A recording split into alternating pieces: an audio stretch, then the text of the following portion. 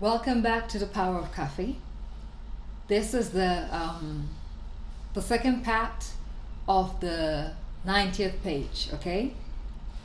In the first part of the 90th page, if you were following, you will know that Martha made a call to the hospital in Canada where Lumley works, and she got to speak with Dana Westfield.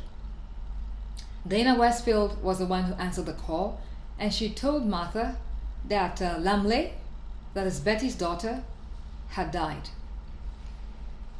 So now we know that there are two deaths.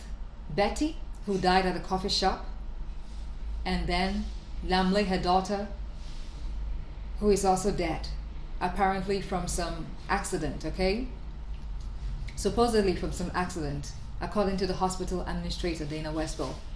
So Martha tried to get more information about this accident that caused Lumley's demise, but she couldn't because the line just went off. So let's continue from there. Let's see what happens. Just as the line, few minutes after the line had gone off, the Martha was off the phone with the hospital administrator. Her mother walked into the room, okay? So let's see what happens now. You're still here? Aren't you hungry? She said. I smiled and said that I was making the bed. She watched me for some moment and commented that I needed to put on some weight. I said that I was going to eat right away, and subsequently she left. I hid the phone in the closet and then left the room. After washing the face and brushing the teeth, I was at the kitchen enjoying a full meal. Despite everything, I always took comfort in food. It seemed the perfect excuse to forget whatever you were going through. But I didn't eat the entire time. I wasn't eating to forget. It was just a way to fill the mind with happy sentiment. That's all. After the meal, I thought of calling up Belinda or visiting her at home because of what I needed to tell her, okay? I needed to say to her. It couldn't be said over the phone. I told Mother that I needed to visit my boss, Belinda. I mentioned her name, and it was about the coffee house. She looked at me, inspecting my face, and then said that I shouldn't take long and come home and rest. I smiled and said in a convincing tone that I wouldn't be long, and subsequently I left the house. Belinda was home, fortunately, but she was indoors.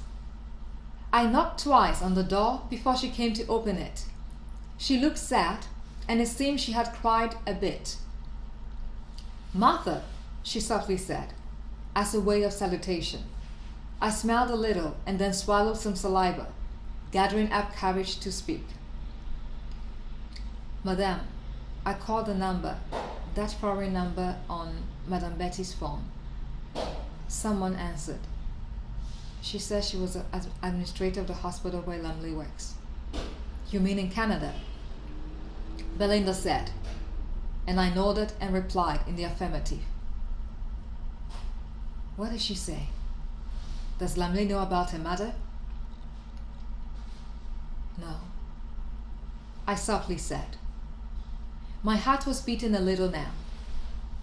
I was about to disclose bad news. Madame, she said Lumley had an accident. She went into coma, but she didn't make it. I sang it out in the go. What? Belinda softly said after some moment. I didn't repeat it, but she was staring at me, perhaps waiting for me to repeat it. Lumley, I began, but she got up from the sofa and started to move away, and started to move some steps away. She wasn't leaving the room, just trying to process what she just had.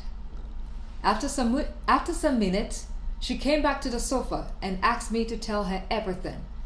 and asked me to tell her everything the hospital administrator has said.